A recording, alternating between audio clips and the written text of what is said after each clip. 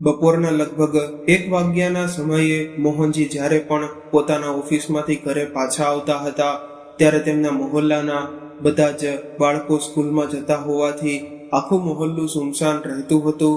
પરંતુ દરરોજ તેમને એક એવો બાળક મળી જતો હતો જે તેમની પાસે ભીખ માંગતો રહેતો અને કહેતો, બાબુજી, બહુ જોરથી ભૂખ લાગી છે, થોડા પૈસા આપી દો. મોહનજીને તેના પર દયા આવી જતી અને તેઓ તેને દરરોજ ક્યારેક 50 તો ક્યારેક 100 રૂપિયા આપી દેતા. પરંતુ એક દિવસ રેલવેના બધા કર્મચારીઓ હડતાલ પર ચાલી ગયા. મોહનજી પણ રેલવેમાં કર્મચારી હતા. હડતાલને કારણે મોહનજી ઓફિસ જવાને બદલે પોતાની પત્ની સાથે ઘરમાં જ રહેતા હતા. એક દિવસ કોઈ કામસર મોહનજી અને તેમની પત્ની બજારમાં ગયા તો રોજ જે રસ્તાથી તેઓ પાછા આવતા હતા તે રસ્તાથી ન આવી બીજા રસ્તાથી પાછા ફરી રહ્યા હતા. પરંતુ તે છોકરો રોજ મોહનજીના આવવાની રાહ જોતો રહેતો. જ્યારે બપોરથી સાંજ થવા લાગી ત્યારે તે છોકરો નિરાશ થઈને ત્યાંથી જવા લાગ્યો. ત્યારે જ તેને મોહનજી પોતાની પત્ની સાથે બીજા રસ્તેથી આવતા દેખાયા. તેણે જોરથી અવાજ લગાડ્યો, બાપુજી, બાપુજી. ત્યારે મોહનજીની પત્ની વિમળાજીને એનો અવાજ સંભળાયો. તેમણે પાછળ ફરીને જોયું તો ખબર પડી કે એક છોકરો તેમને અવાજ આપી રહ્યો છે અને હાથ બતાવીને રોકવાની કોશિશ કરી રહ્યો છે. ત્યારે વિમળાજીએ કહ્યું, હજી ગાડી રોકોને, કોઈ તમને અવાજ આપી રહ્યું છે. ત્યારે મોહનજીને યાદ આવ્યું કે આજે તો તેમણે તે છોકરાને પૈસા નહોતા આપ્યા. કદાચ એ જ અવાજ આપી રહ્યો હશે. તેમણે પોતાની ગાડી રસ્તાની બાજુમાં ઊભી રાખી અને તેની પાસે આવવાની રાહ જોવા લાગી. ત્યારે તે છોકરો નજીક આવ્યો ત્યારે તેમણે તેને 50 રૂપિયા કાઢીને આપી દીધા. વિમળાજી બોલ્યા, આને પૈસા કેમ આપી રહ્યા છો? ત્યારે તે છોકરાએ કહ્યું, મેડમ સાહેબ, મારું નામ રાજુ છે, હું અનાથ છું, મારા માતા પિતા નથી, એટલે હું ભીખ માંગીને ખાઉં છું. એટલું કહીને તેની આંખોમાં આંસુ આવી ગયા. વિમળાજીએ પોતાના પર્સમાંથી 500ના 4 નોટ કાઢ્યા અને તેને આપતા કહ્યું, લે બેટા, આ પૈસાથી કંઈક કામ કરજે, પરંતુ આજ પછી ક્યારેય ભીખ ન માંગતો. એકવાર ભીખ માંગવી એટલે 100 વાર મરવા જેવું છે. વિમળાજીની વાત રાજુના દિલને સ્પર્શી ગઈ. તેને તેના દ્વારા આપેલા બધા રૂપિયા પોતાની પેન્ટની ખિસ્સામાં રાખ્યા અને મનમાં અનેક સવાલ જવાબ કરતા કરતા આગળ વધવા લાગ્યો. જેમ જ તે થોડું દૂર ગયો તેણે જોયું કે એક માણસ, તેના બંને હાથ નહોતા, તે પોતાના પગથી જ એવા કરતબ બતાવી રહ્યો હતો કે તેના કરતબ જોવા માટે હજારો લોકો ભેગા થઈ ગયા હતા અને તાળીઓના ગડગડાટથી તેનો ઉત્સાહ વધારી રહ્યા હતા. તે માણસ સાથે આવેલ વ્યક્તિએ ત્યાં હાજર જનતાને માઇક દ્વારા જાહેરાત કરીને જણાવ્યું કે આના જન્મતા જ તેના મા બાપે તેને ઝાડીઓમાં ફેંકી દીધો હતો, કારણ કે આ વિકલાંગ હતો. એ સમયે હું ત્યાંથી પસાર થઈ રહ્યો હતો. મેં કોઈ બાળકના રડવાનો અવાજ સાંભળ્યો તો ખબર પડી કે એ બાળક બીજું કોઈ નહીં પરંતુ આપણો આ મુન્નો હતો. તેમણે તેને એટલા માટે ફેંકી દીધો હતો જેથી તેમને આથી છુટકારો મળી જાય અને આ નાનકડી જાન થોડા સમયમાં તડપીને મરી જાય. પરંતુ તેઓ એ નથી જાણતા કે મરનાર કરતા બચાવનાર મોટો હોય છે. રાજુએ તેની આ કહાની સાંભળી તો તેને પોતાની જ કહાની લાગી, પરંતુ રાજુએ વિચાર્યું કે ભગવાને તેના બંને હાથ છીનવી લીધા છે, છતાં પણ તે કેટલા કુશળતાથી ખુશ રહીને લોકોને કરતબ બતાવે છે અને પૈસા કમાય છે. અને ભગવાનને તો મને બે સારા સલામત હાથ આપ્યા છે, તો હું ભગવાન પાસે ફરિયાદ કેમ કરું કે તેમણે મને અનાથ કેમ બનાવ્યો? વિચારવા માટે બુદ્ધિ આપી છે, કામ કરવા માટે હાથ અને ચાલવા માટે પગ અને જોવા માટે આંખો આપી છે, તો પછી મને તો કોઈ વસ્તુની કમી નથી. નહીં, આજથી હું ભીખ નહીં માંગુ.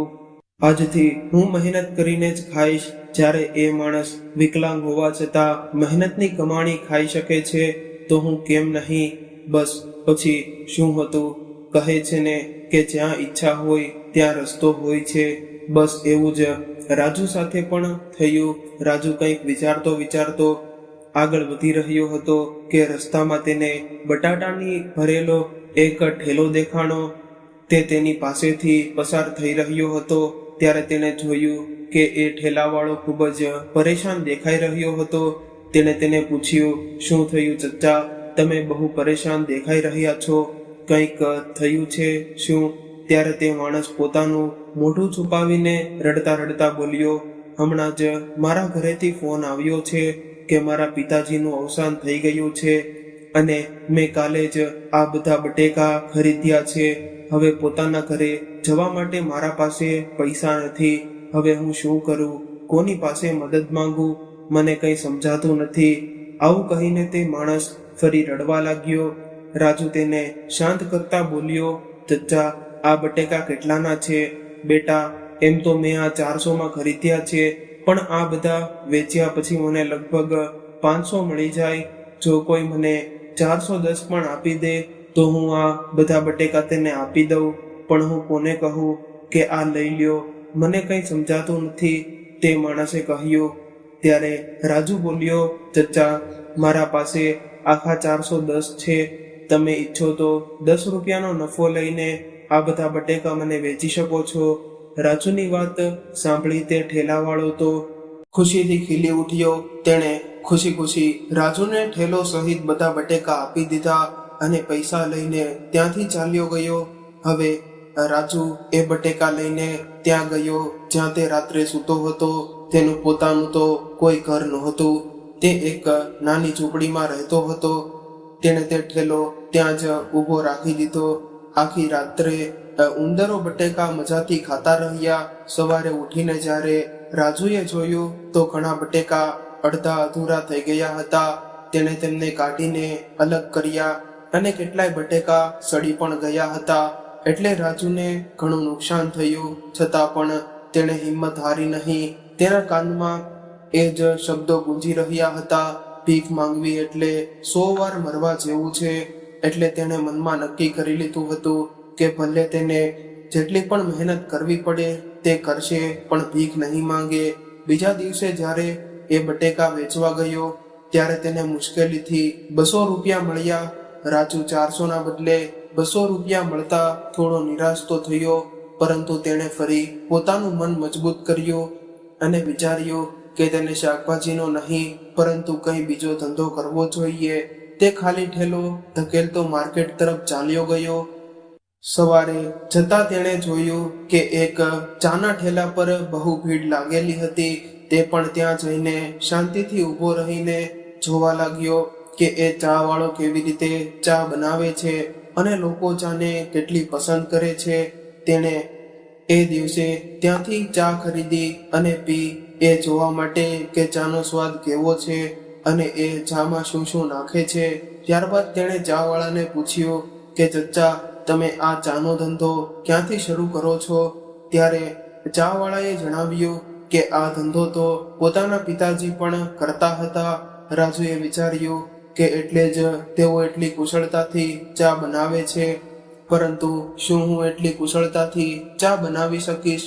તેણે એ ચા વાળાને પૂછ્યું કે શું હું પણ આ ધંધો કરી શકું? ત્યારે તે ચા વાળા સજ્જને કહ્યું કે હા બેટા, કરી તો શકે, પરંતુ અહીં આસપાસ નહીં, કારણ કે બધા ગ્રાહકો તો મારા પાસે જ આવશે, કારણ કે મારો ઠેલો ઘણો જૂનો છે.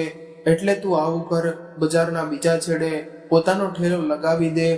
રાજુ તે સજ્જનની વાત સાંભળી ખૂબ ખુશ થયો અને એ જ દિવસે પોતાનો ઠેલો લઈને બજારના બીજા છેડે ચાલ્યો ગયો. ચા બનાવવા માટેના બધા સામાનની વ્યવસ્થા કરવા લાગ્યો અને ત્યાં જ પોતાનો ઠેલો લગાવી દીધો અને પોતાના રહેવાની પણ વ્યવસ્થા કરી લીધી. હવે તે પોતાની જૂની ઝૂંપડીમાં સૂવા માટે પણ જતો નહોતો. હવે રાજુ દરરોજ વહેલી સવારે ઉઠતો, નાહી ધોઈને ભગવાનની પૂજા કરતો, ભગવાનનું નામ લઈને જ આગળ વધતો, ચા પણ બનાવતો. રાજુ સવારે રોજ જોરથી બોલતો રહેતો, આવો આવો, ચા પીને પોતાનો શુભ દિવસ બનાવો. શું લઈને આવ્યા છો અને શું લઈને જશો? ચા પીને જ પોતાનો મૂડ સારો બનાવશો. રાજુ આ બધું એટલી માસૂમિયતથી કહેતો કે ભલે કેટલો પણ કઠોર દિલનો માણસ હોય, તેનું દિલ પણ પીગળી જતું અને તે તેની પાસે ઊભો રહીને એક કપ ચા જરૂરથી પી જતો. તેની ચા એટલી સ્વાદિષ્ટ હતી કે કોઈ ચા પ્રેમી તો એક કપ સાથે બીજો કપ પણ પી જતો. થોડા દિવસો બાદ રાજુ એટલો પ્રખ્યાત થઈ ગયો કે દરેક વ્યક્તિની જીભ પર રાજુ ચા વાળાનું નામ રહેતું. હવે તે જૂના ચા વાળાના ધંધામાં પણ ઘણો ફરક પડવા લાગ્યો હતો. ત્યારે તેણે વિચાર્યું કે શા માટે હું પણ રાજુ ચા વાળાની ચા પીને ન જોઉં. એ એવી કેવી બનાવે છે ચા કે લોકો તેની ચાના દીવાના બનતા જાય છે. ત્યારે તે સજ્જન રાજુની દુકાને ગયા તો રાજુએ તેમને ખૂબ જ સન્માન સાથે પોતાની દુકાનમાં બેસાડ્યા અને તેમને ચા પીવડાવી. જ્યારે તેઓ તેને ચાના પૈસા આપવા લાગ્યા ત્યારે રાજુ બોલ્યો, ના ચચા, આપ પૈસેથી જ મને આ કામ શીખ્યું છે, એટલે તમે મારા ગુરુ થયા અને ગુરુ પાસેથી કોઈ શિષ્ય પૈસા લે એ શોભતું નથી. એ ચા વાળાએ વિચાર્યું કે શા માટે હું રાજુને મારી પરેશાની પણ ન કહી દઉં, જેથી રાજુ પોતાની ચાની દુકાન ક્યાંય બીજી જગ્યાએ લગાડી દે અને મારા ગ્રાહકો પાછા આવી જાય. પરંતુ રાજુની માસૂમિયત જોઈને તેનું દિલ પણ ગવાહી આપતું નહોતું કે તેઓ રાજુને કંઈ કહે. પરંતુ તેમનો ઉદાસ ચહેરો જોઈને રાજુ જ બોલી પડ્યો, શું વાત છે ચચ્ચા, તમે ઉદાસ લાગી રહ્યા છો? તે સજ્જન વ્યક્તિ બોલ્યા, બેટા રાજુ, હું કેવી રીતે કહું, ક્યાં મોઢે કહું? મારી પરેશાની મને સમજાતી નથી. મને ખબર છે કે જો હું મારી પરેશાની કહું તો તારું પણ દિલ તૂટી જશે. રાજુ બોલ્યો, ચચ્ચા, તમે એકવાર કહીને તો જુઓ, જો મારાથી બની શકે તો હું જરૂર કહીશ. ત્યારે તે સજ્જન હકલાતા બોલ્યો કે રાજુ બેટા, જ્યારથી તું પોતાની ચાની દુકાન ખોલી છે ને ત્યારથી જ મારી દુકાનમાં ગ્રાહકોના બરાબર થઈ ગયા છે.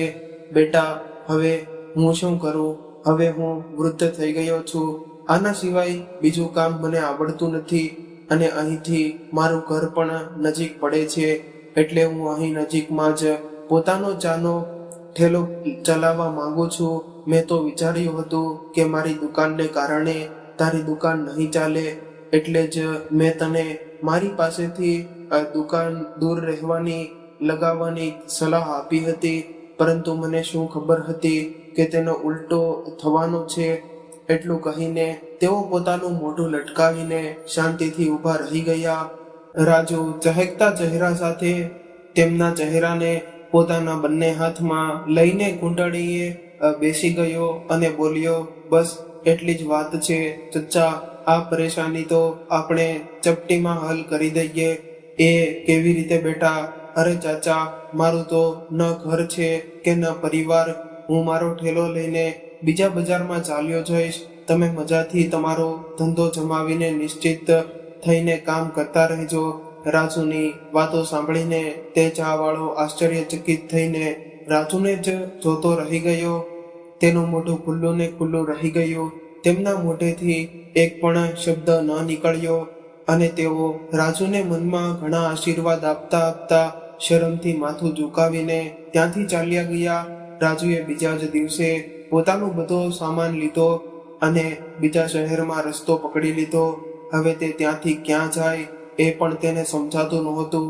એ દિવસે તેણે પોતાના મા બાપની ખૂબ જ ખોટ અનુભવી રહી હતી કે કાશ આજે તેના માતા પિતા હોત તો તેનું પણ પરિવાર હોત અને તે પણ કહી શકતો હોત કે મારું પણ પરિવાર છે, અને પોતાના પરિવાર વાળાઓને પૂછત કે હવે તે ક્યાં જાય. પરંતુ અફસોસ કે તેને પોતાનું કહેવા માટે કોઈ નહોતું. પછી તેણે પોતાને હિંમત આપી અને મનમાં નક્કી કર્યું કે એક દિવસ તે પણ સમય બદલીને રહેશે. તેણે પોતાના આંસુ પોચા કર્યા અને બીજા શહેરમાં પહોંચી ગયો અને મનમાં બોલ્યો, હવે તો મને ખુશ રહેજો ચચ્ચા, હવે તો તમારા ગ્રાહકો મારા પાસે નહીં આવે. તેણે ફરી ભગવાનનું નામ લીધું અને પોતાના કામમાં લાગી ગયો. ત્યાં પણ તે એ જ લાઈનો બોલતો કે જે પહેલા બોલતો હતો. એક બે દિવસ તો ગ્રાહકો થોડા ઓછા હતા. રાજુએ ચા પણ ઓછી જ બનાવી હતી, કારણ કે તેને ખબર હતી કે નવી જગ્યાએ ઓળખ બનાવવામાં થોડો સમય લાગશે. પછી ધીમે ધીમે રાજુના એ માસૂમ શબ્દોથી પ્રભાવિત થઈને લોકો ત્યાં રોકાવા લાગ્યા અને વિચારતા, અરે એક કપ ચા તો પીવી છે, અહીં તો પીએ કે ક્યાં બીજી જગ્યાએ. જો આ માસૂમ બાળક પાસે પી લઈએ તો તેનું ભલું થઈ જશે. આવું વિચારીને કેટલાય લોકો તેની પાસે રોકાઈને ચા પીતા, તો કોઈ તેની એમ માસૂમિયત ભરી લાઈનો વારંવાર બોલતા રહેતા અને ચાનો આનંદ લેતા. આ રીતે રાજુ ધીમે ધીમે ત્યાં પણ પોતાની ચા માટે પ્રખ્યાત થઈ ગયો હતો. હવે તો ઘણા મોટા અમીર ઘરના લોકો પણ પોતાના ઘરની નાની મોટી પાર્ટીમાં ચા વાળાને પોતાના ઘરે ઓર્ડર આપવા લાગ્યા. તેના કારણે રાજુની સારી એવી કમાઈ થઈ જતી. હવે રાજુએ એ જ શહેરમાં માર્કેટની વચ્ચે એક પ્લોટ ખરીદી લીધો અને ધીમે ધીમે ઘર પણ બનાવવાનું શરૂ કર્યું. તેણે એ ઘર એવું બનાવડાવ્યું કે નીચે આખી દુકાન માટે રૂમ બનાવી અને દીધા અને ઉપર પોતાના રહેવા માટે જગ્યા બનાવી લીધી. અને જોતા જોતા રાજુ ચાવાળાનો ડબલ થી ટ્રિપલ માળનો બંગલો તૈયાર થઈ ગયો. હવે તેના માટે સારા સારા ઘરોમાંથી સંબંધો પણ આવવા લાગ્યા. તેણે એક સુશીલ અને સંસ્કારી છોકરી જોઈને લગ્ન પણ કરી લીધા. બીજી તરફ મોહનજી અને વિમળાજી ધીમે ધીમે વૃદ્ધ થઈ ગયા હતા. તેમણે પણ પોતાના બંને દીકરાઓને ખૂબ ભણાવ્યા, લખાવ્યા અને આટલા લાયક બનાવી દીધા કે બંને દીકરા મોહિત અને રોહિત પોતાના પગ પર ઊભા થઈ ગયા. બંને દીકરા પોતાના માતા પિતાથી દૂર બીજા શહેરમાં રહેતા હતા. જ્યારે પણ વિમળાજીનું મન પોતાના પુત્રો અને પૌત્રીઓને મળવાનું થતું, ત્યારે તેઓ પોતાના પતિ મોહનજીને વારંવાર તેમને મળવા જવા કહેતા. ત્યારે તેઓ તેમને મળવા માટે દીકરા વહુ પાસે લઈ જતા, પરંતુ દીકરા વહુ તો તહેવારોમાં પણ તેમને મળવા આવતા નહોતા. જ્યાં સુધી મોહનજી રેલવેમાં નોકરી કરતા હતા, ત્યાં સુધી દીકરા વહુ દરેક તહેવારે તેમને મળવા આવતા, તેમના માટે ભેટો લાવતા. પરંતુ જ્યારથી મોહનજી નિવૃત્ત થઈ ગયા, ત્યારથી તો દીકરા વહુની નજરોમાં તેઓ બંને કબાડ જેવી વસ્તુ બની રહ્યા છે. મોહનજી તો પોતાના મનને સમજાવી ચૂક્યા હતા કે બાળકોને પોતાની આઝાદીથી જીવવા દો, પરંતુ વિમળાજીને પોતાના પૌત્ર અને પૌત્રીઓને ખૂબ જ યાદ આવતી રહેતી અને એટલા માટે તેઓ વહુઓ દ્વારા ઘણી વખત અપમાનિત થયા છતાં પણ પૌત્રો અને પૌત્રીઓના મોહને કારણે તેમની પાસે જવાની જિદ્દ કરતા રહેતા અને વિમળાજીનું મન રાખવા માટે મોહનજી તેમને લઈને જતા. પરંતુ કોઈને કોઈ વાતની લઈને વહુઓ તેમને ટોણા મારતી રહેતી. મોહનજી વિમળાજીના મોહ માયામાં જોઈને આશ્ચર્યચકિત થઈ જતા. જે સ્ત્રી પોતે આખી જિંદગી બીજા લોકોને આત્મસન્માનનો પાઠ ભણાવતી રહી, એ જ સ્ત્રી આજે માત્ર પોતાના પુત્ર અને પૌત્રીઓની એક ઝલક માટે પોતાના દીકરા વહુઓનું એટલું અપમાન પણ ખુશી ખુશી સહન કરી લે છે. લોકો સાચું જ કહે છે કે લોકોને મૂળ કરતા વ્યાજ વધારે પ્રિય હોય છે, અને આ વાત વિમળાજીએ સાચી સાબિત કરી દીધી. એવું વિચારીને મોહનજી સ્મિત કરી રહેતા. એવું નહોતું કે મોહનજીને પોતાના પુત્ર અને પૌત્રીઓથી પ્રેમ નહોતો, તેઓ પણ તેમને ખૂબ જ પ્રેમ કરતા હતા. એટલે જ તો તેઓ પણ વિમળાજીને ના પાડ્યા વગર પોતાના દીકરા વહુના ઘરે લઈને જતા. પછી ભલે વહુઓ તેમને 4 વાતો સંભળાવી દે, થોડા સમય માટે તેમને પણ ખરાબ લાગતું હતું, પરંતુ વિમળાજી એવું કહીને મરમનું કામ કરી દેતા કે અરે, પોતાના જ તો બાળકો છે, પોતાના લોકોની વાતનું શું ખરાબ માનવું, પછી શું હતું. મોહનજી પણ શાંતિથી ચૂપ થઈ જતા. પરંતુ હદ તો ત્યારે થઈ ગઈ જ્યારે બંને દીકરા વહુ પોતાના પિતાજી પાસે આવીને રડતા રડતા બોલ્યા કે પપ્પા, અમારી નોકરી છૂટી થઈ ગઈ છે, કારણ કે બોસનું કહેવું છે કે અથવા તો અમુક દિવસો માટે વિદેશમાં રહો, નહીં તો આ નોકરી છોડી દો. હવે અમે અમારા પરિવારને છોડીને વિદેશ તો થઈ નથી શકતા ને, એટલે અમે તમારી પાસે મદદ માંગવા આવ્યા છીએ કે તમે અમારા રિટાયરમેન્ટના પૈસા અમને આપી દો તો તમારી બહુ મોટી મહેરબાની થશે. અને હવે તમે લોકો પણ રોજ રોજ વૃદ્ધ થવા જઈ રહ્યા છો તો તમને પણ દીકરા, વહુ અને નાતી પોતરાના સાથની જરૂર પડશે જ. એટલે આજથી તમે બંને અમારાથી કોઈ એકના ઘરે રહી જશો. મોહનજી ખૂબ જ અનુભવી વ્યક્તિ હતા. તેમણે વિચાર્યું કે આજ સુધી જેમણે અમને એકવાર પણ પોતાના ઘરમાં માન સન્માન આપ્યું નહીં, એ જ બાળકો આજે કેટલી મીઠી મીઠી વાતો કરીને અને આદર બનાવીને અમને સાથે રહેવાની વાત કરી રહ્યા છે. પરંતુ વિમળાજી તો પોતાના દીકરા વહુની વાતોમાં આવી ગઈ અને પોતાના ભોળાપણાને કારણે તેમણે ચાલાકી સમજી નહીં અને તેઓ પોતાના પતિને કહેવા લાગી કે બાળકો સાચું તો કહે છે જી, હવે આપણે વૃદ્ધ થઈ ગયા છીએ તો આજે નહીં તો કાલે આપણને પોતાના બાળકોના સાથની જરૂર પડશે જ ને. તો કાલની રાહ શા માટે જોવી? આજે જ તો આપણે બાળકોને સમયસર પૈસા આપી દઈએ તો તેઓ પોતાના પરિવાર સાથે સાથે આપણા માટે પણ કંઈક સારું કરશે જ.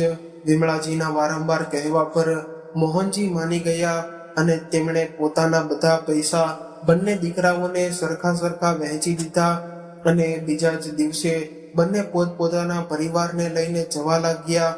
ત્યારે વિમળાજીએ બોલ્યા કે અરે બેટા, તમે તો બંને આ શું કરી રહ્યા છો? શું તમે લોકો પોતાના ઘરે જઈ રહ્યા છો? ત્યારે મોટા દીકરો મોહિત બોલ્યો કે હા માં, રાત્રે જ એક ડીલરનો ફોન આવ્યો હતો. જો હું આજે જ તેને નહીં મળું તો મેં જે રેટે ધંધાની વાત કરી છે એ કેન્સલ થઈ જશે, એટલે મને જવું પડશે. ત્યારે રોહિત પણ પોતાનો બેગ અને પોતાનો પરિવાર લઈને નીકળ્યો તો વિમલાજી બોલ્યા કે બેટા, શું તને પણ કોઈ ડીલરને મળવાનું છે?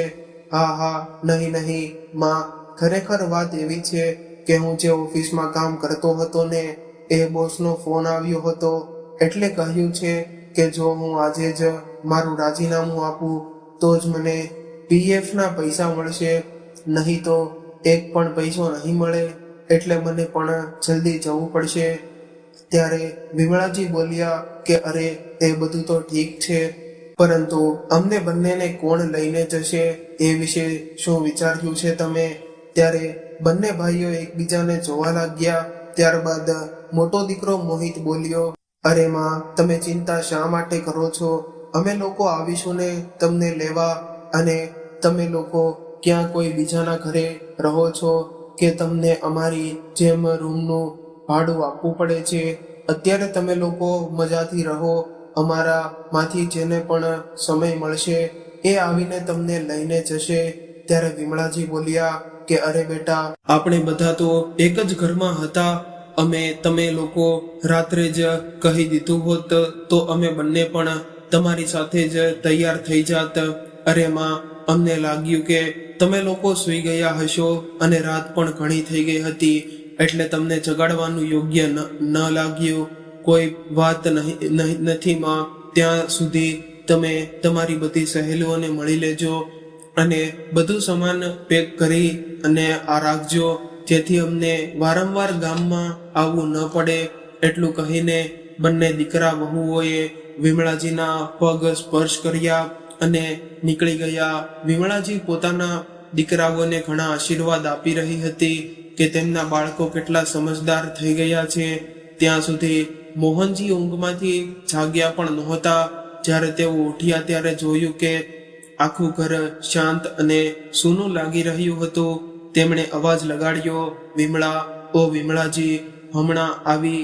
એવું કહેતા વિમળાજી ગરમ પાણી લઈને પોતાના પતિ પાસે ગઈ. ત્યારે તેમણે પૂછ્યું, અરે, આજે આખું ઘર સૂનું કેમ લાગી રહ્યું છે? બાળકો ક્યાં છે?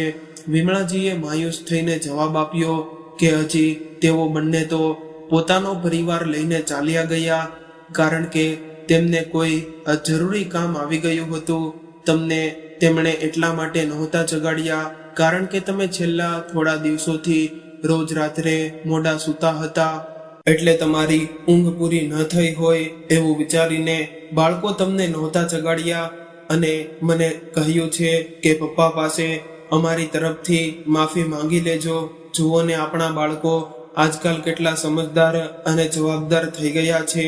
વિમળાજીની નિસ્વાર્થ પ્રેમભરી વાતો સાંભળીને મોહનજીની આંખોમાં આંસુ આવી ગયા કે મારી પત્ની કેટલી ભોળી છે. તેણે તો પોતાના દીકરાઓનો લાલચ અને સ્વાર્થ કંઈ જ સમજ્યો નથી, પરંતુ તેઓ પોતાના દીકરાઓની સચ્ચાઈ કહીને પોતાની પત્નીને દુખી કરવા નહોતા માંગતા. જો કે તેઓ પોતાના દીકરાઓની ચાલાકી સારી રીતે સમજી ગયા હતા કે તેઓ અહીં માત્ર પૈસા લેવા જ આવ્યા હતા અને પૈસા મળતા જ ગાયબ થઈ ગયા. તેમણે પોતાના માતા પિતાથી કોઈ લેવા દેવા નથી, એટલે જ તો તેમણે અમને પોતાના સાથે ચાલવા માટે પણ નહોતું કહ્યું અને પોતાનું કામ પૂરું થતાં જ શાંતિથી નીકળી ગયા. જ્યારે 1 મહિનો 2 મહિના વીતી ગયા ત્યારે વિમળાજી મોહનજીને બોલ્યા, કેમજી બાળકો જ્યારેથી અહીંથી ગયા છે ત્યારથી જ તો અમને એકવાર પણ ફોન કર્યો છે કે ન લેવા આવ્યા છે, જ્યારે તેઓ તો કહીને ગયા હતા કે અમને જલ્દી જ લેવા આવશે. મોહનજી માત્ર સ્મિત કરી રહ્યા અને શાંતિથી ચૂપ રહી ગયા. પછી થોડા દિવસો બાદ મોહનજી અચાનક પોતાના ઘરની સીડીઓ પરથી પડી ગયા. તેમની કમરમાં ખૂબ જ ગંભીર ઈજા થઈ હતી. વિમળાજીને પોતાના પાડોશીઓની મદદથી તેમને નજીકની હોસ્પિટલમાં પહોંચાડ્યા. ત્યાં જઈને ડોક્ટરે જણાવ્યું કે તેમની કમરની હાડકી ફ્રેક્ચર થઈ ગઈ છે. તેમનું જલ્દીથી જલ્દી ઓપરેશન કરવું પડશે, નહીં તો બહુ મોટી મુશ્કેલી થઈ શકે છે. કદાચ મોહનજી ક્યારેય પોતાના પગ પર ઊભા ન રહી શકે. ડોક્ટરની વાતો સાંભળીને વિમળાજી ગભરાઈ ગઈ. તેમને કંઈ સમજાતું નહોતું કે હવે શું કરવું. તેમના પાસે જેટલા પૈસા હતા ત્યાં સુધી તો તેમણે મોહનજીનો ઈલાજ કરાવ્યો, પરંતુ જેમ જેમ પૈસા ખતમ થવા લાગ્યા તેમ તેમ તેઓ વધુ ગભરાવા લાગી. પછી તેમણે પોતાની પડોશણ કવિતાને ફોન કરીને આખી વાત કહી કે હવે તેમના બધા પૈસા પૂરા થઈ ગયા છે અને હવે શું કરવું તે સમજાતું નથી. ત્યારે કવિતાજી બોલ્યા, અરે વિમળા, જે પૈસા તે પોતાના દીકરાઓને આપ્યા હતા ને, હવે તો આખા 4 મહિના થઈ ગયા. અત્યાર સુધી તો તેઓ ધંધામાં સારી એવી કમાણી કરતા હશે, તો શા માટે તું એમની પાસેથી ઓછામાં ઓછા પૈસા ન માંગે? વિમળાજીને કવિતાની સલાહ સારી લાગી, તેથી તેમણે તરત જ પોતાના મોટા દીકરા મોહિતને ફોન કર્યો અને ત્યાંની આખી વાત કહી કે કેવી રીતે તેના પપ્પાની કમરની હાડકીમાં ઈજા થઈ છે. જો સમયસર ઓપરેશન નહીં થાય તો, એટલું કહીને તેઓ ધડાધડ રડવા લાગી. મોહિત બોલ્યો, માં તમે શાંત થઈ જાઓ. હાલ તો મારા પાસે પૈસા નથી, કારણ કે પપ્પાએ જેટલા પૈસા આપ્યા હતા એ બધા મેં ખર્ચી નાખ્યા છે. જો રોહિત પાસે હશે તો તમે તેની પાસે વાત કરીને જાણી લ્યો. હું 2-4 દિવસ પછી તમને ફોન કરું છું. એમ કહીને તેણે ફોન કાપી નાખ્યો. વિમળાજી મોહિતની વાતો સાંભળીને દંગ રહી ગઈ. તેમને વિશ્વાસ જ નહોતો આવી રહ્યો કે જેમને તેઓ આજ્ઞાકારી, સમજદાર અને જવાબદાર દીકરા માનતી હતી એ સમય આવતા આવો જવાબ આપશે. છતાં પણ મજબૂરીમાં તેમણે રોહિતને ફોન કર્યો અને તેને પણ આખી વાત કહી. તો તેણે પણ કહી દીધું, શું માં, તમને શું લાગે છે કે પૈસા એક જગ્યાએ જ પડ્યા રહેતી વસ્તુ છે? પૈસા તો અહીંથી આવે છે અને ત્યાં જાય છે. એને જ તો બિઝનેસ કહે છે. મેં તો બધા પૈસા બિઝનેસમાં લગાવી દીધા છે. હવે તમે અચાનક પૈસાની માંગ કરી રહ્યા છો, તો હું ક્યાંથી લાવીને આપું? મારા પાસેથી પૈસાની આશા ન રાખતા અને પોતાના પિતાની તબિયત વિશે પૂછ્યા વગર જ ફોન કાપી નાખ્યો. હવે વિમળાજીને સમજાતું નહોતું કે તેઓ શું કરે, જેમના માટે તેમણે પોતાનું બધું લૂંટી દીધું. એ જ બાળકો સમય આવતા પોતાના માતા પિતાને આંખો બતાવી રહ્યા હતા. આ બધું વિચારીને તેઓ બિલખીને રડવા પડ્યા. પછી છતાં બિલખી બિલખીને રડી પડી, છતાં પણ તેમણે હિંમત હારી નહીં અને પોતાના બધા ગહેના અને દાગીના વેચીને પોતાના પતિનો ઈલાજ કરાવતી રહી. એ દરમિયાન તેમના કેટલાય સગા સંબંધીઓ પણ તેમને મળવા આવ્યા. વાતચીત દરમિયાન વિમળાજીએ તેમને જણાવ્યું કે કેવી રીતે તેમના બાળકો તેમને બહેલાવી ફિસલાવીને બધા પૈસા લઈ ગયા અને જ્યારે તેમને પૈસાની જરૂર પડી ત્યારે એ જ બાળકો તેમને આંખો બતાવી રહ્યા છે. ત્યારે બધા સગા સંબંધીઓએ બંને દીકરાઓ પર દબાણ બનાવ્યું કે તેઓએ પોતાના માતા પિતાની સેવા કરવી જ પડશે. જો તેઓ અત્યારે તેમની સેવા નહીં કરે તો પછી ક્યારે કરશે? માતા પિતા તો આ જ દિવસ માટે પોતાના સંતાનોને ઉછેરીને મોટા કરે છે અને તમે બંને ભાઈઓ તો પોતાના પિતાના નિવૃત્ત થયા પછી તેમના બધા પૈસા પણ લઈ લીધા અને આજે જ્યારે તેમના પર મુશ્કેલી આવી છે ત્યારે તમે બંને તેમને આવા તેવર બતાવી રહ્યા છો. આ તો બહુ ખોટી વાત છે. તમારે અત્યારે જ તમારા પિતાને પોતાના સાથે લઈને જવા પડશે, નહીં તો અમને બીજો રસ્તો પણ આવડે છે. આવા લોકો દ્વારા ધમકી આપવામાં આવતા મોટા દીકરા મોહિતે મન ન હોવા છતાં પોતાના પપ્પા મમ્મીને પોતાના ઘરે લઈ ગયો, કારણ કે તેની પત્ની રીના ઘરમાં જ રહેતી હતી અને રોહિત પત્ની ઓફિસ જતી હોવાથી તે તેમની સેવા કરી નહોતી શકતી. હવે મોહનજીને સારા હોસ્પિટલમાં ભરતી કરાવવામાં આવ્યા. ત્યાંની ફી અને દવાઓનો ખર્ચો ખૂબ જ વધારે હતો. મોહિત તો માત્ર 8 દિવસમાં જ ખર્ચો કરીને થાકી ગયો. તેણે તો હાથ ઊંચા કરી દીધા અને પોતાની માને સ્પષ્ટ કહી દીધું, માં, પપ્પાના બહુ ખર્ચા છે, હું આટલો ખર્ચો ઉઠાવી શકતો નથી. ત્યારે વિમળાજી બોલ્યા, બેટા, રોહિતને કહીને તેની પાસેથી પણ મદદ લઈ લેને, તેને પણ તો તારા પપ્પાએ પૈસા આપ્યા છે. વિમળાજી એટલું કહેતા જ મોહિતનો ગુસ્સો ફાટી નીકળ્યો. તે ક્રોધમાં ચીસો પાડતા બોલ્યો, શું માં, તમે લોકો અમને થોડાક પૈસા શું આપી દીધા કે અમે અમારા પર કોઈ ઉપકાર કરી દીધો છે જે વારંવાર એ જ વાત કહીને અમને બધાની સામે શરમાવે રાખો છો? બધા સગા સંબંધીઓમાં તમે અમારી થૂથુ મેમે કરાવી દીધી, છતાં તમારું મન નથી ભરાયું કે રોજ પૈસાનો જ ધમકો આપતા રહો છો? કેટલા પૈસા જોઈએ છે તમને? કહી દો, હું અત્યારે જ આપી દઉં અને અહીંથી હમણાં જ નીકળી જાઓ અને ક્યારેય તમારું મોઢું પણ મને બતાવશો નહીં. એમ કહીને તે બૂમો પાડતો ત્યાંથી ચાલ્યો ગયો. બિચારી વિમળાજી આંસુ વહેડાવતી ત્યાં બેઠી રહી. ત્યારે તેમની વહુ રીના આવી અને બોલી, લે બુઢિયા, હવે પડી ગઈ ને તારા કળેજામાં ઠંડક? તને તો બસ બહાનું જોતું કે મારા પતિને ટોણા મારવાનું બહુ ઘમંડ છે ને પોતાના પૈસાનો, તો હવે એ પૈસાને જ ખાઈને રહેવું. અને ખબરદાર, જો ફરીથી મારા ઘરમાં પગ પણ મૂક્યો તો. એમ કહીને તે પણ પોતાના રૂમમાં ચાલી ગઈ. વિમળાજી પોતાના દીકરા વહુના આવા વર્તનથી સ્તબ્ધ રહી ગઈ. તેમને સમજાતું નહોતું કે હવે શું કરવું. તેમણે ઝડપથી ઘરના બધા જ કામ કર્યા અને પોતાના પતિ માટે ટિફિનમાં થોડી રોટલી અને શાક લઈને હોસ્પિટલમાં જવા નીકળી ગઈ. ત્યાં જઈને પોતાના પતિને રોટલી શાક ખવડાવ્યું.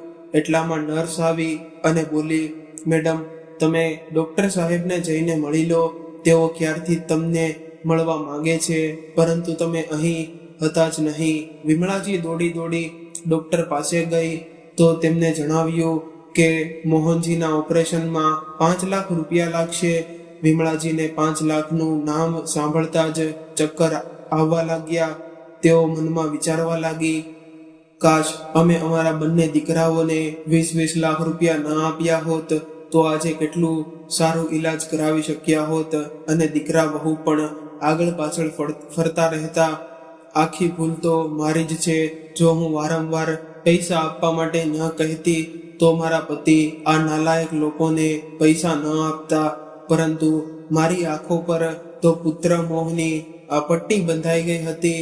આવું વિચારીને તેઓ એ જ સમયે રડી પડી અને પોતાને સાંભળતા બોલી કે સર, હું પૈસાની વ્યવસ્થા કરીને તમને જણાવી દઈશ. ડોક્ટર બોલ્યા, જેટલું મોડું કરશો તેટલી જ મુશ્કેલી અને ખર્ચો વધશે.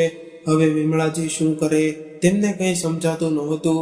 તેમને ખબર હતી કે જો તેઓ રોહિતને ફોન કરશે તો તેનો જવાબ શું હશે. છતાં પણ મજબૂરીમાં તેમણે હિંમત કરીને ફોન કર્યો. વારંવાર ફોન કર્યા પછી પણ તેણે વિમળાજીનો ફોન ઉઠાવ્યો નહીં. તો વિમળાજીએ વિચાર્યું કે શા માટે તેઓ સીધા તેના ઘરે જ ન ચાલી જાય, જેથી સામસામે બેસીને વાત કરશે તો કદાચ તે સમજી જાય.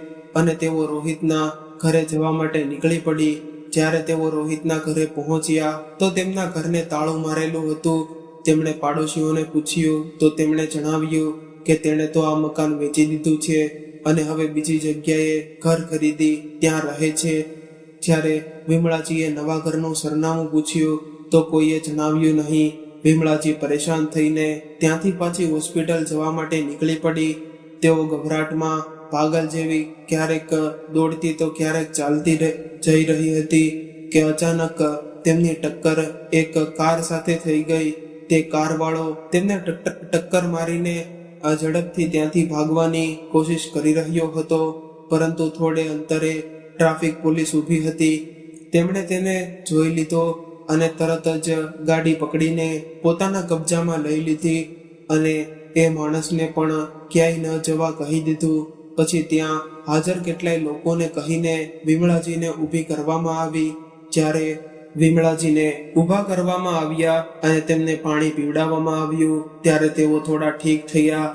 ત્યારબાદ જ્યારે તેમણે તે કારના માલિકને જોયો તો તેઓ હક્કાબક્કા રહી ગયા. એ માણસ બીજો કોઈ નહીં પરંતુ તેમનો નાનો દીકરો રોહિત જ હતો.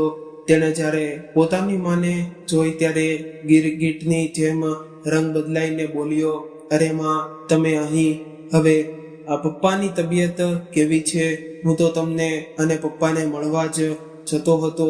બિચારી વિમળાજીએ રોહિતના મોઢેથી આવી વાતો સાંભળી તો તેમની આંખોમાંથી આંસુઓની ગરમર લાગી ગઈ. તેમણે કહ્યું, હા તો બેટા ચાલ ને જલ્દી હોસ્પિટલ ચાલ, ત્યાં તારા પપ્પા તારી રાહ જોઈ રહ્યા છે. પોલીસવાળાઓ બોલ્યા, અરે આ શું મામલો છે? દીકરો પોતાની માને ટક્કર મારીને ભાગી રહ્યો હતો અને માં તેને એટલા લાડથી હોસ્પિટલ ચાલવા કહી રહી છે. શું વાત છે? ક્યારેક તું પોતાની ભૂલ છુપાવવા માટે ખોટું તો નથી બોલતો? રોહિત બોલ્યો, ના ના સર, મને પિતાજીની બહુ ચિંતા થઈ રહી હતી એટલે હું ઉતાવળમાં ગાડી ચલાવી રહ્યો હતો તો ભૂલથી માને ટક્કર લાગી ગઈ. સારું, તો તું કારમાં છે અને તારી માં પગપાળા ક્યાં ફરી રહી છે? ક્યાંક તું એ પોતાની માને ઝઘડો કરીને ઘરેથી કાઢી તો નથી દીધી ને? પોલીસવાળાઓએ પૂછ્યું તો રોહિતનું તો ગળું જ સૂકી ગયું. પરંતુ વિમળાજીને તો એ સમયે જલ્દીથી પોતાના પતિ પાસે હોસ્પિટલ પહોંચવું હતું એટલે તેમણે કહી દીધું, ના સર, હું તો અહીં નજીકના મંદિરમાં મારા પતિની સલામતી માટે પ્રાર્થના કરવા આવી હતી.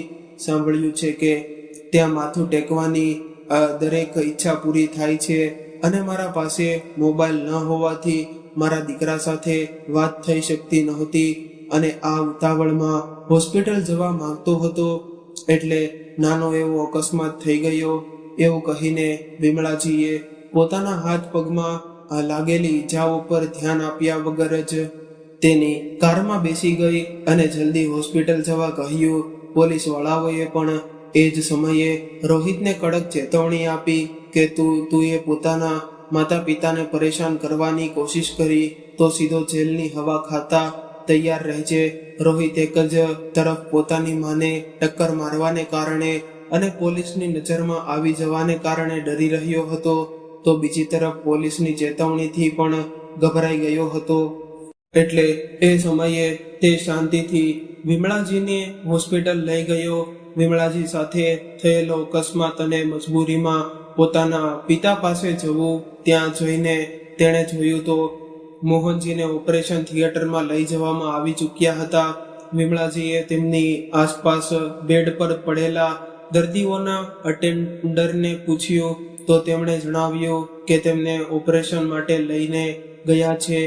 ત્યારે વિમળાજીએ કાઉન્ટર પર જઈને પૂછ્યું કે તેમની ફી કોણે ભરી તો તેમણે જણાવ્યું કે રાજુ નામના એક સજ્જને ફી ભરી છે અને દવા ગોળી માટે વધારાના 10,000 રૂપિયા પણ જમા કરાવી દીધા છે, જેથી તમને પછી કોઈ તકલીફ ન પડે. તેમણે તમારી ઘણી રાહ જોઈ પણ તમે આવ્યા જ નહીં, એટલે તેઓ ચાલ્યા ગયા. વિમળાજી વિચારતા વિચારતા પરેશાન થઈ ગઈ કે આ રાજુ કોણ હશે, જેણે આમ અજાણ્યા લોકો માટે એટલી મોટી ફી ભરી દીધી. હું તો કોઈ રાજુને ઓળખતી પણ નથી. પછી તેમણે રોહિતને રાજુ વિશે પૂછ્યું તો તેણે પણ નામાં માથું હલાવી દીધું. ત્યારબાદ થોડા સમય પછી રોહિતના પિતાને ઓપરેશન થિયેટરમાંથી બહાર લાવવામાં આવ્યા. રોહિત પોતાના પિતાને મળ્યો અને પોતાના ઘરનું સરનામું પોતાની માને આપીને ત્યાંથી નીકળી ગયો. થોડા દિવસો બાદ મોહનજીને હોસ્પિટલમાંથી રજા મળી ગઈ. વિમળાજીએ મોહિતને ફોન કર્યો તો તેણે કહી દીધું કે આટલા દિવસો સુધી તો મારા ઘરે રહ્યા, હવે રોહિતના ઘરે જાઓ.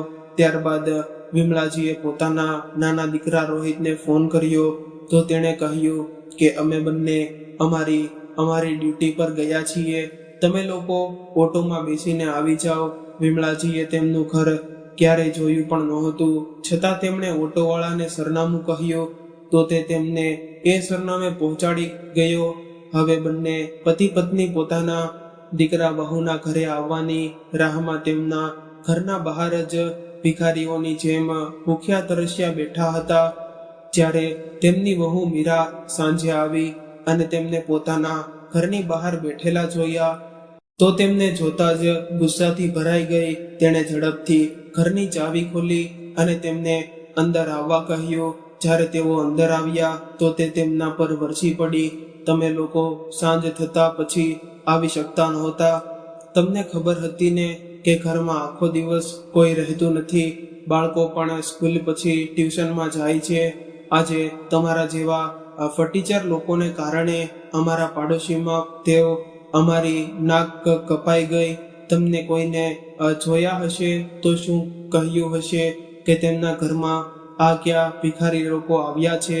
મમ્મીજી, હવે જલ્દી ઉઠો અને કામમાં લાગી જાઓ. હું તો આખો દિવસ કામ કરીને થાકી ગઈ છું અને તમે તો હોસ્પિટલમાં માત્ર ખુરશી જ તોડી હશે, એટલે હવે બતાવો તમારી તાકાત. બિચારી વિમળાજીએ હોસ્પિટલમાં રહેતા ન તો એક દિવસ પણ પેટ ભરીને ખાધું હતું અને ન તો રાતભર પૂરતી ઊંઘ લીધી હતી. છતાં પણ તેઓ પોતાનું દુઃખ કોને કહે, એટલે તેઓ શાંતિથી કોઈ વાદ વિવાદ કર્યા વગર કામમાં લાગી ગઈ. તેમણે સૌથી પહેલા ઘરમાં ઝાડુ માર્યું, પછી સિંકમાં પડેલા વાસણો સાફ કર્યા. ત્યાં સુધી વહુએ ચા બનાવી તો બધાએ ચા પીધી. એટલામાં રોહિત પણ આવી ગયો. પોતાની માને કામ કરતા જોઈ તો તેણે કહ્યું, અરે માં, તમે ઘરમાં આવતા જ કામ કરવાનું શરૂ કરી દીધું, આજે તો આરામ કરી લેતા. એટલામાં મીરાએ તેની તરફ મોટી મોટી આંખો કરીને જોયું તો તે પણ ચૂપ થઈ ગયો. હવે તો વિમળાજી રોહિતના ઘરના બધા કામ કરતી અને બદલામાં તેમને માત્ર 2 ટાઈમનું ભોજન મળતું. સમય આમ જ પસાર થઈ ગયો. હવે મોહનજી ધીમે ધીમે ઠીક થઈ રહ્યા હતા. વિમળાજી તો ઘરના કામ કરતી હતી, પરંતુ મોહનજી બેસીને ભોજન ખાતા હતા, જે મીરાને ખૂબ જ અખરતું હતું. તેથી તેણે પોતાના પતિને કહ્યું કે શા માટે તમારા પપ્પાને લોકોના ઘરમાં ગાર્ડનિંગ કામ કરવા મોકલી દેવામાં ન આવે. ઘરે તો કરે જ છે, એ જ રીતે બીજાના ઘરમાં કરશે તો 4 પૈસા પણ આવશે અને તેમનું મન પણ લાગેલું રહેશે. રોહિત બોલ્યો, જો તને જે સારું લાગે તે કર. મીરાએ બીજા જ દિવસે પોતાની પાડોશણની આંટીને કહીને મોહનજીને તેમના ઘરે મોકલી દીધા અને કહ્યું કે આ અમારા ગામના નોકર છે, હવે અમારી પાસે કામ કરવા આવ્યા છે, એટલે બીજાના ઘરે પણ કામ હોય તો જણાવજો. મોહનજીને પણ લાગ્યું કે જેમ પોતાના ઘરના છોડ વૃક્ષોની સંભાળ રાખું છું તેમ ત્યાં પણ રાખી દઈશ તો મારો સમય પણ પસાર થઈ જશે. તેઓ જાણતા નહોતા કે તેમની વહુએ તેમને નોકર બનાવીને ત્યાં મોકલ્યા છે. ત્યારે ત્યાં આંટી આવી અને બોલી કે દાદા, તમારા દીકરા બહુ નથી શું કે તમને આ ઉંમરમાં પણ લોકોના ઘરમાં કામ કરવું પડે છે? મોહનજી બોલ્યા, ના ના, તમને ગેરસમજ થઈ છે, રોહિત મારો દીકરો જ છે. ત્યારે આંટી બોલી, દાદા તમે તો બહુ સારા છો, જરા અમારા ઘરની બે ઘર છોડીને મારી એક સખીના ઘરે પણ આવું જ કામ કરવાનું છે, ત્યાં પણ આ જ કામ કરી દેજો. મોહનજીએ આમાં માથું હલાવી દીધું. બીજી તરફ વિમળાજીને તો કંઈ ખબર જ નહોતી. તેમને લાગતું હતું કે તેમના પતિ માત્ર ફરવા જ જાય છે. જ્યારે તેઓ મોહનજીને પૂછતી કે તમે સવારે સવારે ક્યાં ચાલ્યા જાઓ છો, ત્યારે પણ તેઓ કંઈ કહેતા નહોતા. નહીં તો તેઓ ગુસ્સો કરતા કે આટલું કામ કરવું તેમના સ્વાસ્થ્ય માટે યોગ્ય નથી. પરંતુ મોહનજી પોતાનું મન રીઝવવા માટે જતા રહેતા. ક્યારેક તેઓ થાકી જતા તો કોઈ દિવસ જતા પણ નહોતા, કારણ કે તેમને ખબર નહોતી કે તેમની વહુ તેમના કામના બદલામાં પૈસા લે છે. જે દિવસે તેઓ કામ કરવા ન જતા તે દિવસે તે ઘરની માલકીન તેને ખૂબ ઉલટું સીધું સંભળાવતી. એક દિવસ તો હદ થઈ ગઈ. એક દિવસ રોહિત અને મીરા કામ પર ગયા. પછી મોહનજી પાડોશની આંટીના ઘરે 2 દિવસ સુધી કામ પર ગયા નહોતા. તો તે ધડાધડ તેમના ઘરે આવી ગઈ અને જોર જોરથી બૂમો પાડવા લાગી, અરે ખુશ બુઢ્ઢા, કેટલા દિવસ કામ પર ન આવવાનો ઈરાદો છે? નોકર છે તો નોકરની જેમ રીતે રહીજે, નહીં તો જો હું તારી માલકીન પાસે ફરિયાદ કરી દઈશ ને તો તને અને તારી પત્નીને એક દિવસ પણ પોતાના ઘરમાં નહીં રાખે. સમજ્યો? મેં તો તારા કામને જોઈને પહેલેથી એડવાન્સમાં પૈસા આપી દીધા છે અને તું તેનો નાજાયત ફાયદો ઉઠાવી રહ્યો છે. આટલી ઉંમર થઈ ગઈ છે, આજે નહીં તો કાલે ભગવાન પાસે જવાનો વારો આવી ગયો છે. શું મારું કર્જ લઈને મરવા માંગે છે? લાલચી ક્યાંનો બુઢ્ઢો! આણે પોતાના ગામમાં પણ આવું જ કર્યું હશે, એટલે જ તો આને અને એની પત્નીને પોતાના ઘરથી શું પોતાના ગામમાંથી પણ કાઢી મૂક્યા હશે. એટલે જ તો પોતાના જૂના માલિકના તળવા ચાટી રહ્યા છે. આ બંને તેની આવી વાતો સાંભળીને બંને પતિ પત્ની સ્તબ્ધ રહી ગયા. વિમળાજીને સમજાતું નહોતું કે એ આવી વાતો શા માટે કરી રહી છે. છતાં પણ વિમળાજી બોલ્યા, જો બહેનજી, રોહિત અમારો દીકરો છે, અમે તેના માતા પિતા છીએ. તમને કોઈ ગેરસમજ થઈ હશે એટલે તમે આવી વાતો કરી રહ્યા છો. ત્યારે એ પાડોશણ વિમળાજીને મારવા માટે હાથ ઊંચો કરવા લાગી અને બોલી કે મને બહેનજી કહેવાની તારી હિંમત કેવી રીતે થઈ? નોકરાણી છે, નોકરાણી છે, નોકરાણીની જેમ પોતાની હદમાં રહેજે, એમ કહીને તે મારવા લાગી. ત્યારે મોહનજીએ તેનો હાથ પકડી લીધો અને કહ્યું કે હા મેડમજી, અમે ખરેખર નોકર જ છીએ. તમારી જેવા અમીર લોકો સાથે વાત કરવાની અમારી ઓકાત નથી, પરંતુ તમને પણ મારી પત્નીને મારવાનો કોઈ અધિકાર નથી. અમારા માલકીન આવશે ત્યારે તમે વાત કરી લેજો. ત્યારે તે બોલી, અરે હું તો તમારા ભલા માટે જ તેઓ ગયા પછી આવી હતી કે તેમને તમારી કરતૂતો વિશે ખબર ન પડે અને તેઓ તમને પોતાના ઘરેથી ધક્કા મારીને બહાર ન કાઢી મૂકે. પરંતુ તમે લોકો તો એટલા મૂર્ખ છો કે પોતાના જ પગ પર કુહાડી મારી રહ્યા છો. તો અમે શું કરીએ? સારું, હવે તો મીરા આવ્યા પછી જ વાત કરીશ. પછી જોતી જોજો કે તે તમારો શું હાલ કરે છે. તેનો હોબાળો સાંભળીને ઘણા લોકો તેમના ઘરમાં ભેગા થઈ ગયા અને આ બુઢા બુઢીની તો એકલ જ સટિયાઈ ગઈ છે એવું કહીને લોકો હસી રહ્યા હતા. તેમની પાડોશણે પોતાના ઘરે જઈને મીરાને ફોન કરીને આખી વાત કહી દીધી. મીરા પણ પોતાના સાસુ સસરા પર ખૂબ ગુસ્સે હતી. બીજી તરફ તેના સાસુ સસરા પણ મીરા પર ગુસ્સે હતા કે તે તેમને નોકરાણી કેવી રીતે કહી શકે. મીરા જ્યારે પોતાના ઘરે આવી તો આખું ઘર સાફ સુથરું હતું. તેણે વિમળાજીને કહ્યું કે માજી, ચા બનાવીને લાવો. વિમળાજી બોલ્યા, માલકીન હમણાં લઈને આવી અને પોતાના આંસુ પોછા કરતા કરતા ચા બનાવીને તેના રૂમમાં લઈ ગઈ. એટલામાં રોહિત પણ આવી ગયો. વિમળાજી બોલ્યા કે માલિક, તમારા માટે પણ ચા લઈને આવું શું? રોહિત બોલ્યો, આ શું બોલી રહ્યા છો માં? ત્યારે મીરા બોલી કે સાચું તો કહી રહી છે, તેમને નોકર બનવાનો જ શોખ છે, તો અમે શું કરી શકીએ. ત્યારબાદ તેણે એ દિવસથી બધી વાતો વધારી ચડાવીને કહી અને એ પણ જણાવ્યું કે તેણે તેમને નોકર કેમ કહ્યા, કારણ કે આ બંને પહેલા જ દિવસે જ્યારે અમારા ઘરની બહાર બેઠા હતા ત્યારે બધાએ તેમને જોઈ લીધા હતા અને મને પૂછતા હતા કે આ લોકો કોણ છે, તો હું શું જવાબ આપતી. એટલે મેં તેમને નોકર કહી દીધા, જેથી તેમના સાથે સાથે અમારી પણ ઇજ્જત બચી રહે. તેમાં મેં શું ખોટું કર્યું?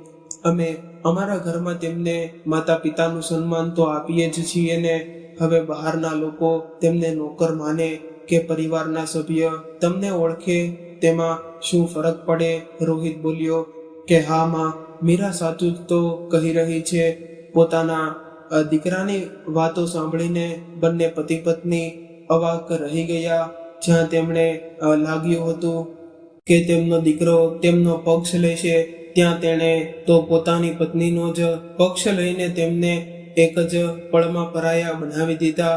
બંને માતા પિતા તેને કંઈ કહી શક્યા નહીં અને પોતાના રૂમમાં ચાલ્યા ગયા. એ રાત્રે તેમણે ભોજન પણ ન કર્યું, પરંતુ કોઈએ તેમને ભોજન તો શું પાણી માટે પણ પૂછ્યું નહીં. મોડી રાત્રે જ્યારે મોહનજીને તરસ લાગી ત્યારે તેમણે જગ ઉઠાવીને જોયું તો તેમાં પાણી નહોતું. તેઓ પાણી લેવા માટે જેમ જ રસોડામાં જવા લાગ્યા ત્યારે તેમણે જોયું કે તેમના દીકરા વહુના રૂમની લાઇટ ચાલુ હતી અને તેમને તેમની વાતો સંભળાઈ રહી હતી.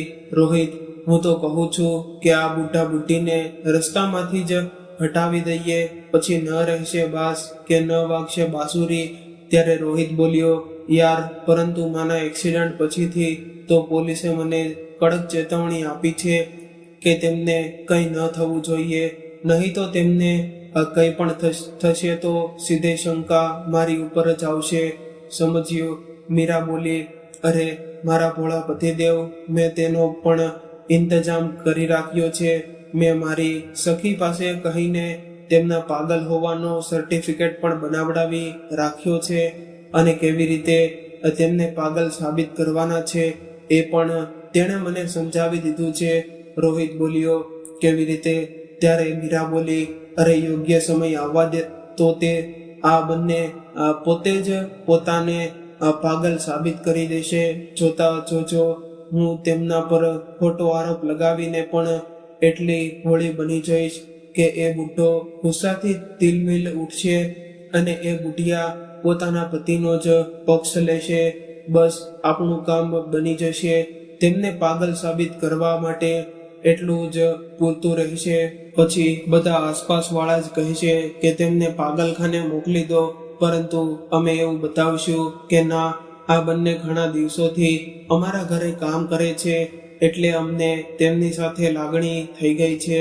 અમે તેમને માતા પિતાની જેમ રાખીએ છીએ, એટલે અમે જ તેમને પોતાના ઘરે રાખીને સેવા કરશું અને પછી કોઈ સારો મોકો જોઈને તેમને એવી મોત આપીશું કે એક કાનને બીજા કાનથી ખબર પણ નહીં પડે અને તેની કેવી રીતે અંજામ આપવો એ વિશે પણ મેં વિચાર કરી લીધો છે. કારણ કે આ બુઢાને જેટલી પેન્શન મળે છે એથી વધારે તો તેની દવાઓમાં ખર્ચો થઈ જાય છે અને કામ કરવા કહો તો હોબાળો ભરે છે. એટલે હવે આ બંને મારી સહન શક્તિની બહાર છે. વહુની આવી વાતો સાંભળીને મોહનજી જેવો ક્યારેય બે દીકરાના પિતા હોવા પર ગર્વ કરતા હતા, આજે એ જ પિતા પોતાના જ દીકરા વહુની સાજિશનો શિકાર બની રહ્યા હતા. તેમની આંખોમાંથી આંસુ વહેવા લાગ્યા અને તેઓ પાછા પોતાના રૂમમાં જઈને બેઠા. પછી તેમણે વિમળાજીને ઉઠાડી અને આખી વાત કહી અને પૂછ્યું, તારો એક્સિડન્ટ ક્યારે થયો હતો અને કોણે કર્યો હતો? ત્યારે વિમળાજીએ એક દિવસની આ બધી વાત જણાવી કે કેવી રીતે તે રોહિતની કાર સાથે અથડાઈ હતી અને પોલીસે તેને શું કહ્યું હતું. મોહનજી સમજી ગયા કે રોહિત તેમને કઈ મજબૂરીમાં પોતાના પાસે રાખી રહ્યો છે, નહીં તો તેમને પોતાના પાસે એક સેકન્ડ માટે પણ ન રાખે. પોતાની બેઇજ્જતી કરાવવાને અને બેમોત મરવાને કરતા એમ સારું બંનેએ વિચાર્યું કે શા માટે રાતોરાત ક્યાંય ચાલ્યા ન જઈએ. આખરે વહુ પાસે તો પાક્કા પુરાવા હતા કે અમે બંને પાગલ છીએ. બંને પોતાની આંખોમાં આંસુ લઈને એ જ સમયે ત્યાંથી નીકળી ગયા. જતા પહેલા તેમણે જોયું કે તેમના દીકરા વહુના રૂમની લાઇટ બંધ થઈ ગઈ છે, એટલે કે તેઓ બંને સૂઈ ગયા છે. એવું વિચારીને બંને શાંતિથી ત્યાંથી નીકળી ગયા. ઘરેથી નીકળીને તેઓ એક હોટલ પાસે પહોંચ્યા. હોટલનો માલિક સવારે ચા નાસ્તો બનાવવા માટે આગ સળગાવી રહ્યો હતો. વિમલાજીએ કહ્યું કે બેટા, થોડું પાણી મળશે? શું એ દિવસે તે માણસ આગ સળગાવવામાં મોડો પડી ગયો હતો. તેણે તેમને દાંટીને ભગાડવાની કોશિશ કરી કે હજી તેણે પાણી ભર્યું નથી. બંને ત્યાં બેસીને તેને જોતા રહ્યા. જ્યારે તે કોઈ કામસર અંદર ગયો ત્યારે વિમલાજીએ આગ સળગાવી દીધી. તે માણસ બહુ ખુશ થઈ ગયો, કારણ કે તેને આગ સળગતી નહોતી. પછી તેણે ખુશ થઈને તેમને ચા અને પાણી બંને મફતમાં આપ્યા. પછી બંને આગળ વધ્યા તો જોયું કે રેલવે સ્ટેશન પર એક મોચીની દુકાન પાસે કેટલાય બ્રશ અને પોલીસની સામાન પડેલો છે. મોહનજીએ તેને ઉઠાવ્યા અને થોડે દૂર જઈને બેસી ગયા. એક સજ્જન આવ્યા અને બોલ્યા કે બાબા, મારા જૂતા જલ્દી પોલિશ કરી દો, મને ઇન્ટરવ્યૂ માટે જવું છે. મોહનજીએ ખાલી ડબ્બાથી પોલિશ કરીને તેના જૂતા ચમકાવી દીધા.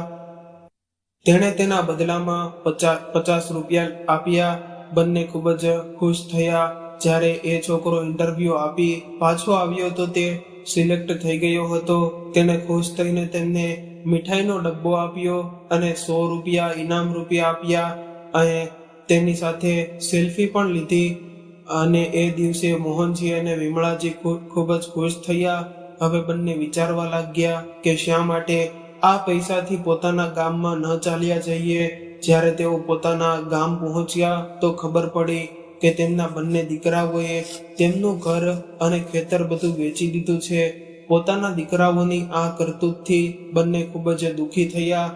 હવે તેઓ ગામમાં રહીને શું કામ કરતા, કારણ કે ગામમાં બધા લોકો તેમની બહુ ઇજ્જત કરતા હતા, કેમ કે તેઓ સરકારી નોકરી કરતા હતા અને તેમના બંને દીકરા શહેરમાં રહેતા હતા.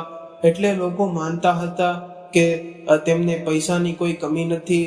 તેથી તેઓ ગામમાં કોઈના ઘરે મજૂરી પણ કરી શકતા નહોતા અને દીકરાઓને છેતરપિંડીથી તેમના એકાઉન્ટને પોતાના એકાઉન્ટ સાથે જોડી દીધા, જેથી તેઓ પોતાની પેન્શનના પૈસા પણ કાઢી ન શકે. હવે મજબૂરીમાં પોતાની ઇજ્જત બચાવવા અને પેટ ભરવા માટે તેમને ફરી શહેરમાં આશરો લેવો જ પડ્યો. રડતા રડતા બંને ફરી બીજા શહેરમાં ચાલ્યા ગયા, જેથી પોતાના દીકરાઓનું મોઢું પણ ન જોવું પડે. હવે ત્યાં બંને પતિ પત્ની ફૂલ વેચવા લાગ્યા. તેમના ફૂલ કોઈ લેતું તો કોઈ નહોતું લેતું. ક્યારેક તેમને ભોજન મળતું તો ક્યારેક નહોતું પણ મળતું. એક દિવસ ફૂલ વેચતા વેચતા તેઓ એ જ છોકરા સાથે અથડાયા. એ છોકરાએ તેમને ઓળખી લીધા અને બોલ્યો, બાબા, તમે અહીં શું કરી રહ્યા છો? તમે તો પહેલા એવું કહ્યું હતું કે. ત્યારે મોહનજી બોલ્યા, બેટા, પેટ શું શું નહીં કરાવતું. હવે તો અમે લોકો આ શહેરમાં રહીએ છીએ. અમે એટલે તમારી પત્ની પણ. હા બેટા, એ જો ત્યાં બેઠી છે તેની તબિયત સારી નથી, એટલે આજે શાંતિથી બેઠી છે, નહીં તો એ પણ મારા આ કામમાં મદદ કરતી.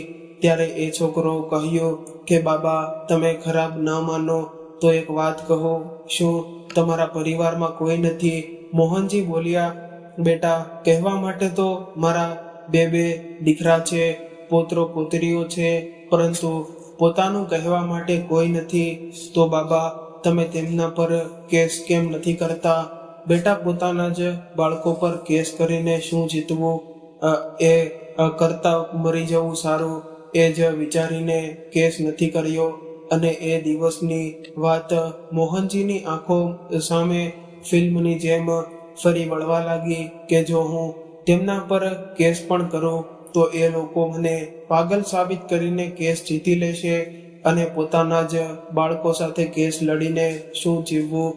એમ વિચારીને મોહનજીએ બીજી રાહ પકડી લીધી અને એ છોકરો પોતાના રસ્તે ચાલ્યો ગયો.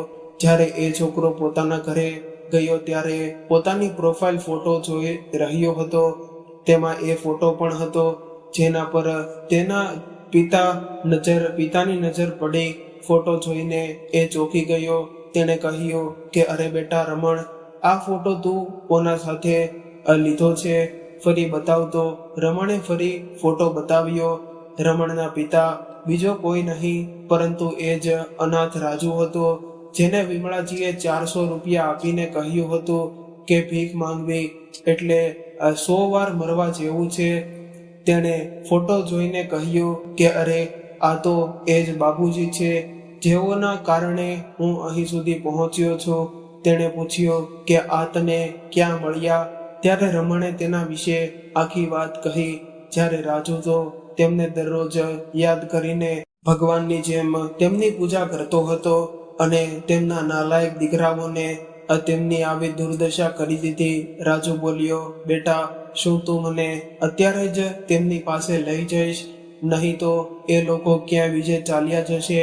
રમણ બોલ્યો, પપ્પા એ લોકો ક્યાંય નહીં જાય, અત્યારે રાત થઈ ગઈ છે, કાલે સવારે જઈશું. પરંતુ રાજુના મનમાં ભારે ઉથલ પાથલ મચી હતી. તેને હવે 1 મિનિટ પણ રાહ જોવી સહન નહોતી થતી. એટલે તેણે કહ્યું, ના બેટા, મારું મન બહુ બેચેન થઈ રહ્યું છે. ખબર નહીં મારા બાબુજી કઈ હાલતમાં હશે, મને અત્યારે જ લઈ ચાલ. રાજુની જીદ સામે રમણ કંઈ બોલ્યો નહીં અને તેને લઈને ચાલ્યો ગયો. એ જ સમયે પોલીસની ટીમ રેલવે સ્ટેશન પર જેટલા પણ બેસહારા, બેઘર અને લાવારીસ લોકો હતા તેમને બચાવ કેન્દ્રમાં લઈ જઈ રહી હતી. એટલે તેમને પોલીસની ગાડીમાં બેસાડવામાં આવી રહ્યા હતા. ત્યારે રાજુ મોહનજીને અવાજ આપતો દોડ્યો, બાબુજી, બાબુજી. મોહનજીને એ અવાજ જાણીતો લાગ્યો એટલે એ અવાજ તરફ નજર કરી તો જોયું કે કોઈ અધેડ ઉંમરનો માણસ તેમની પાછળ દોડતો આવી રહ્યો છે. જ્યારે તે નજીક આવ્યો ત્યારે પણ મોહનજી તેને ઓળખી શક્યા નહીં. પરંતુ જ્યારે તેમણે રમણને જોયો તો બોલ્યા કે અરે બેટા, તું આ સમયે અહીં શું કરી રહ્યો છે? અરે આ કોણ છે? માફ કરજે બેટા, મેં તમને ઓળખ્યા નહીં. એટલું કહીને તેઓ થોડા દૂર થવા લાગ્યા. ત્યારે રાજુ તેમના પગમાં પડીને રડતા રડતા બોલ્યો કે બાબુજી, હું તમારો રાજુ, તમે તમારા રાજુને ઓળખ્યા નહીં.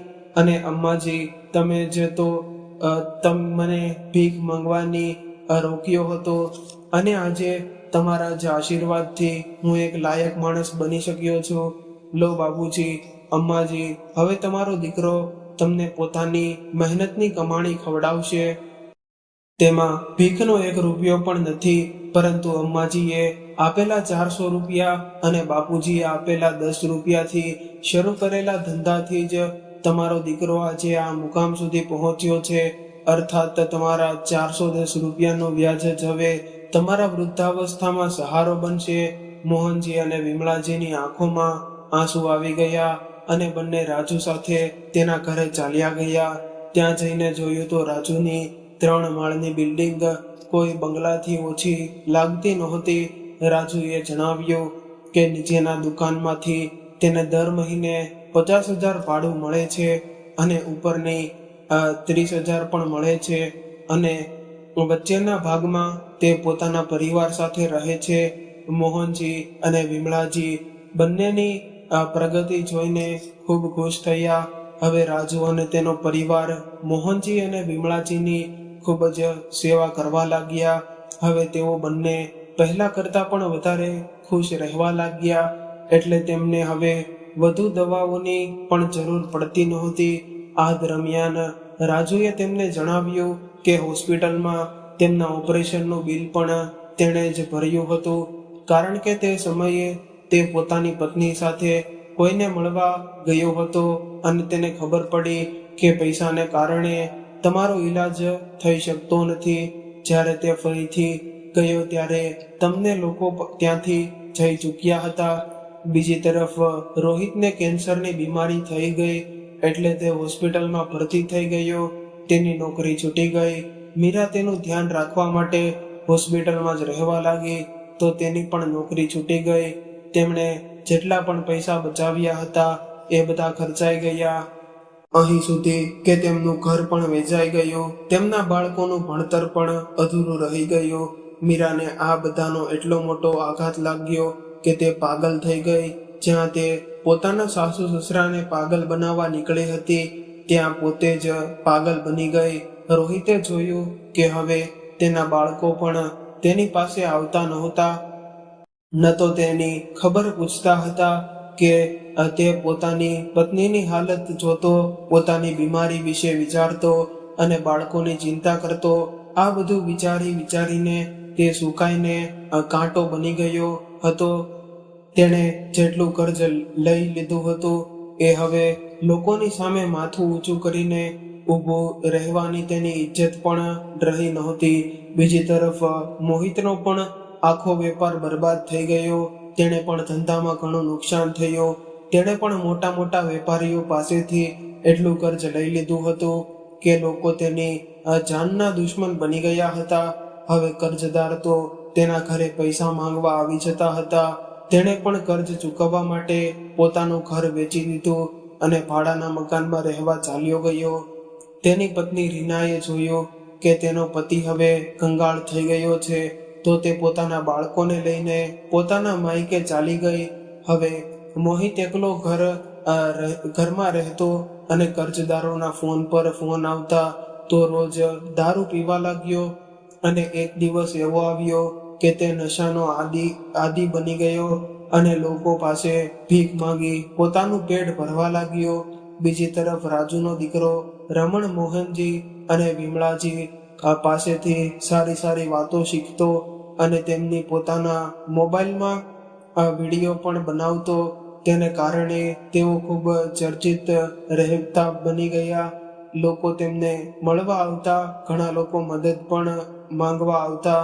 એક દિવસ મોહિતે વિચાર્યું કે હું પણ જઈને જોઉં અને તે પણ મદદ માંગવા ત્યાં ગયો.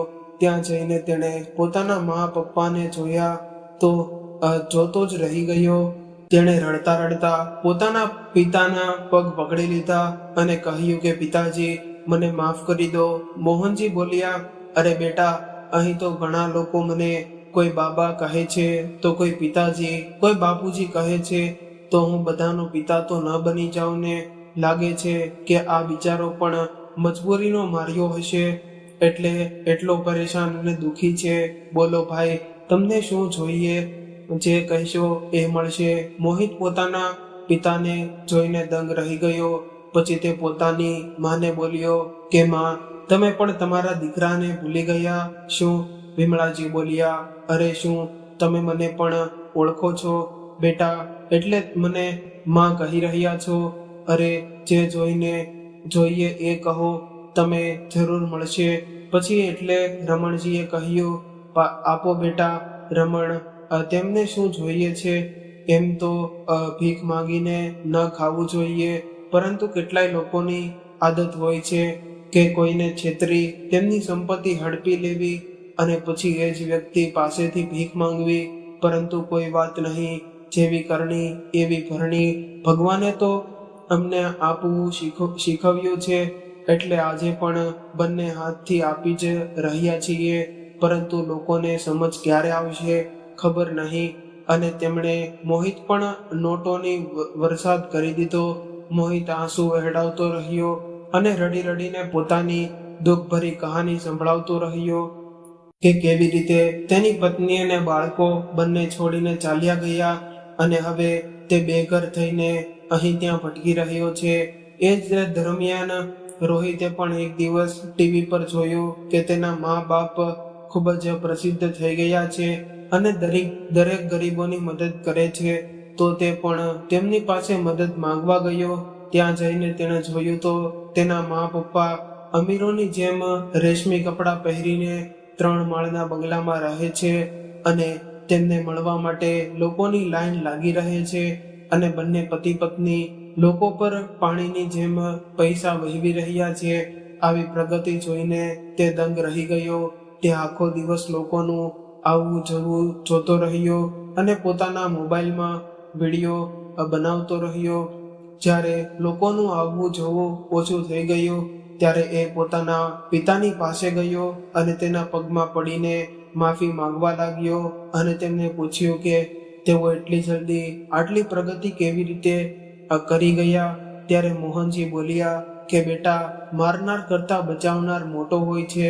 ત્યારબાદ તેમણે પોતાના ઘરમાંથી નીકળ્યા પછીથી લઈને આજ દિવસ સુધીનો આખો સફર સંભળાવ્યો કે તેમની સાથે શું શું થયું, તેમણે કેવી રીતે મુશ્કેલીઓને સહન કરી અને તેમના ઉપકાર માનતા મોઢે બોલેલા દીકરાઓએ તેમની કેવી રીતે મદદ કરી અને આજે તેની મદદથી તેઓ બંને કેટલા ખુશ છે. ત્યારબાદ રોહિતે પણ પોતાની ભૂલ સ્વીકારી અને તેની સાથે શું શું થયું એ બધી વાતો જણાવી કે હવે તેને તેમની મદદની ખૂબ જ જરૂર છે. મોહનજી બોલ્યા, બધું લૂંટી લીધા પછી પણ હવે અમારી મદદ જોઈએ છે.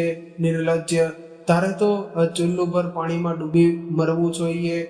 તમે બંને ભાઈઓ અમારી સાથે એટલું ખોટું કર્યું છે કે હવે અમારી શકલ જોવાની પણ ઈચ્છા નથી થતી. મારી નજર સામેથી દૂર થઈ જા. એટલું કહીને તેઓ અંદર ચાલ્યા ગયા. રોહિત પિતાજી પિતાજી કહેતો રહી ગયો, પરંતુ તેને કોઈ ફરી ન તેના પપ્પા મળ્યા અને ન તો તેની માં મળી. તો મિત્રો, તમને આ કહાની કેવી લાગી? જો સારી લાગી હોય તો વિડીયોને લાઈક કરો અને અમારી ચેનલને સબસ્ક્રાઈબ કરો.